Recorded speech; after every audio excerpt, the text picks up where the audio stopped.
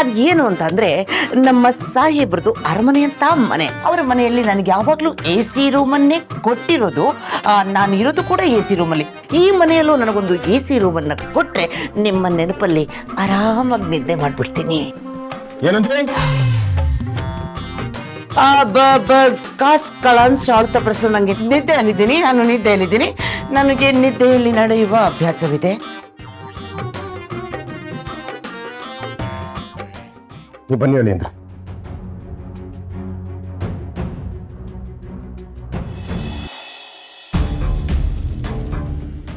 ಬನ್ನಿ ಹೇಳಿ ಅಂದ್ರೆ ಕೂತ್ಕೊಳ್ಳಿ.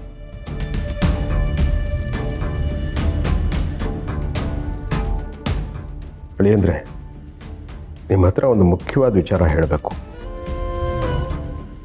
ನಾನು ಕೇಳೋ ಪ್ರಶ್ನೆಗೆ ಪ್ರಾಮಾಣಿಕವಾಗಿ ಸತ್ಯನೇ ಹೇಳಬೇಕು.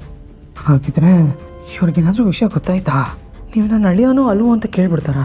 ಹಾಗೇನಾದ್ರೂ ಕೇಳಿದ್ರೆ ನಿಮ್ಮ ಅಳಿಯ ಅಲ್ಲ ಅಂತ ಹೇಳ್ಬಿಡ್ತೀನಿ. ಖಂಡಿತ ಸತ್ಯ ಹೇಳ್ತೀನಿ, ಕೇಳಿ. ನೀವು ಗುಂಡು ಹಾಕ್ತೀರಾ ಅಲ್ವಾ? ಕರ್ಮ, ಇದನ್ನು ಕೇಳಕ್ಕೆ ಇಷ್ಟೊಂದು ಬಿಲ್ಡಪ್ ಬೇಕಿತ್ತಾ? ಹೇಳಿ ಅಂದರೆ ಸತ್ಯ ಹೇಳಿ. ಗುಂಡು ಹಾಕ್ತಿರಿತಾರೆ? ಇಲ್ಲ, ನನಗೆ ಅವೆಲ್ಲ ಅಭ್ಯಾಸ ಇಲ್ಲ. ಹೌದಾ? ಇವತ್ತಿನ ಕಾಲದಲ್ಲಿ ನಿಮ್ಮ ವಯಸ್ಸಿನ ಹುಡುಗರು ಗುಂಡು ಹಾಕಲ್ಲ ಅಂದರೆ ನಿಜವಾಗ್ಲೂ ಆಶ್ಚರ್ಯ ಆಗುತ್ತೆ. ಹೋಗಲಿ, ಗುಂಡು ಹಾಕೋರ ಜೊತೆ ಕೂತ್ಕೊಳ್ಳೋ ಅಭ್ಯಾಸ ಏನಾದರೂ ಇದೆಯಾ?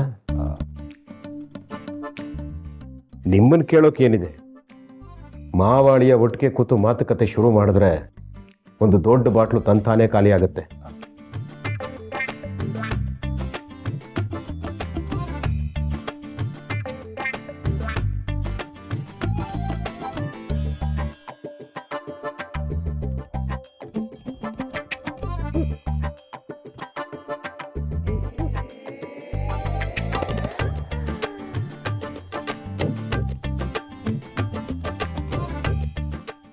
ಒಂದು ನಿಮಿಷ ಇರಿ.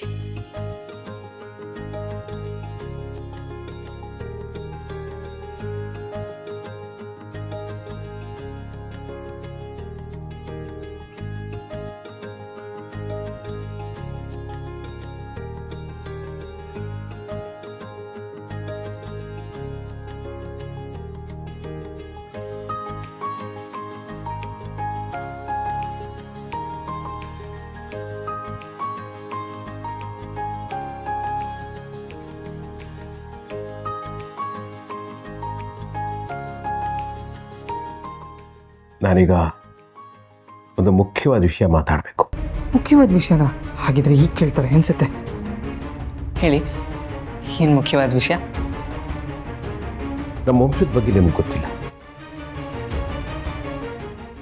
ಇಡೀ ಊರಿಗೆ ನ್ಯಾಯ ದೊರಕಿಸ್ಕೊಡುವಂಥ ವಂಶ ನಮ್ಮದು. ನಮ್ಮ ತಾತ ಮುತ್ತಾತನ ಕಾಲದಿಂದನೂ ನ್ಯಾಯ ನೀತಿ ನಂಬ್ಕೊಂಡು ಬಂದಿರೋ ವಂಶ ನಮ್ಮದು. ನಮಗೆ ಸುಳ್ಳು ಹೇಳೋರು ಮೋಸ ಮಾಡೋರನ್ನ ಕಂಡ್ರೆ ಶತ್ರುಗಳು ಅಂತ ಅನಿಸುತ್ತೆ. ಸುಳ್ಳು ಹೇಳೋರನ್ನ ಸುಟ್ಟು ಹಾಕ್ತೀನಿ ಹೊರತು ಸುಳ್ಳನ್ನು ಸಹಿಸೋದಿಲ್ಲ. ನನಗೆ ನಿಮ್ಮ ಬಗ್ಗೆ ಎಲ್ಲ ಗೊತ್ತಾಗಿದೆ.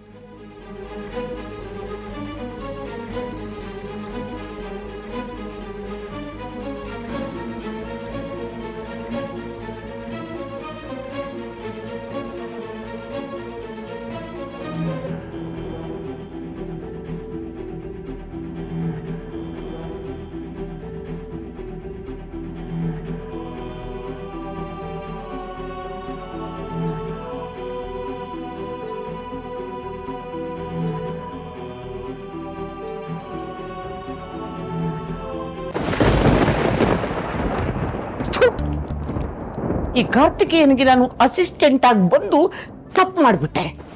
ನಾನೇ ಯಾಕೆ ಇವನಿಗೆ ಅಸಿಸ್ಟೆಂಟ್ ಆಗಿ ಬರ್ತೀನಿ ಅಂತ ಹೇಳಿದೆ? ಬೇಡ ಕಾಂತು ಬೇಡ. ಅಲ್ಲ, ನಾನೇ ಆ ಮಗುನ ಇಲ್ಲಿ ಕರ್ಕೊಂಬಂದು ಕಾರ್ತಿಕೇಯನೇ ನನ್ನ ಅಸಿಸ್ಟೆಂಟು ಅಂತ ಹೇಳ್ಬಿಡ್ಬೋದಾಗಿತ್ತು. ಆದ್ರೆ ಈಗ ಹೇಳಿ ಏನು ಪ್ರಯೋಜನ? ಎಂತ ರಾಜಭೋಗ ಇದ್ರು ಯಾವುದನ್ನು ಅನುಭವಿಸಕ್ಕಾಗ್ತಾ ಇಲ್ವಲ್ಲಪ್ಪ ತಂದೆ.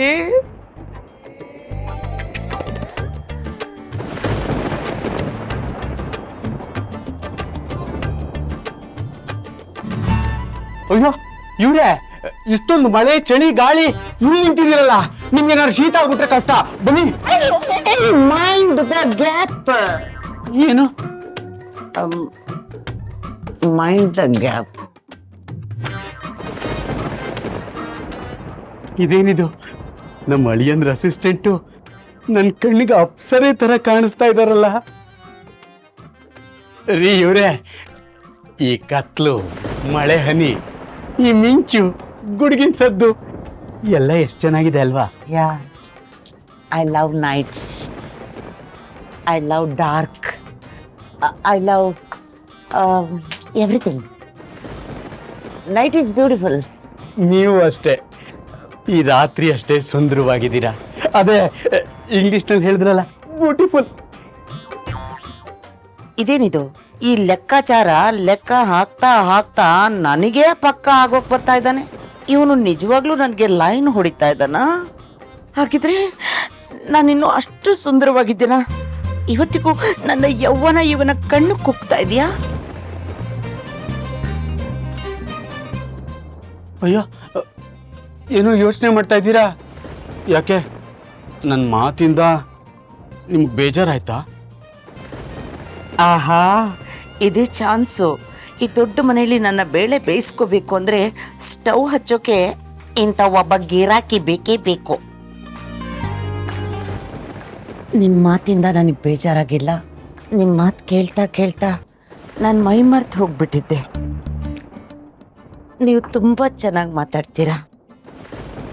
So sweet. Good night.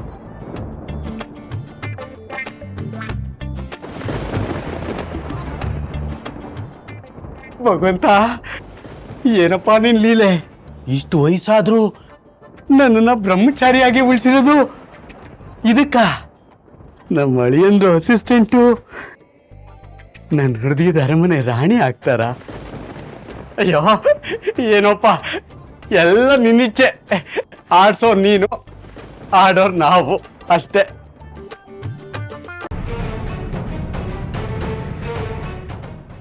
ಸತ್ಯ, ನನ್ನ ಕತೆ ಇಲ್ಲಿಗೆ ಮುಗೀತು. ದೇವ್ರೆ, ನನ್ನ ಆಯ್ಸ್ ಇಷ್ಟೇನಾ? ಎಲ್ಲೋ ಹುಟ್ಟಿ ಹೇಗೆಲ್ಲ ಬದುಕಿ ಕೊನೆಗೆ ಇಲ್ಲಿ ಬಂದು ಸಾಯ್ಬೇಕಾ? ಇಲ್ಲ, ಇವ್ರು ಏನಾದರೂ ಮಾಡ್ಕೊಳ್ಳಿ, ತಪ್ಪಾಯ್ತು ಅಂತ ಕಾಲಿಗೆ ಬಿದ್ದು ಬಿಡ್ತೀನಿ. ಕ್ಷಮಿಸಿದ್ರು ಕ್ಷಮಿಸ್ಬೋದು. ಅದು ಏನಾಯ್ತಂದ್ರೆ ತಗೊಳ್ಳಿ ಹೇಳಿ ಅಂದ್ರೆ.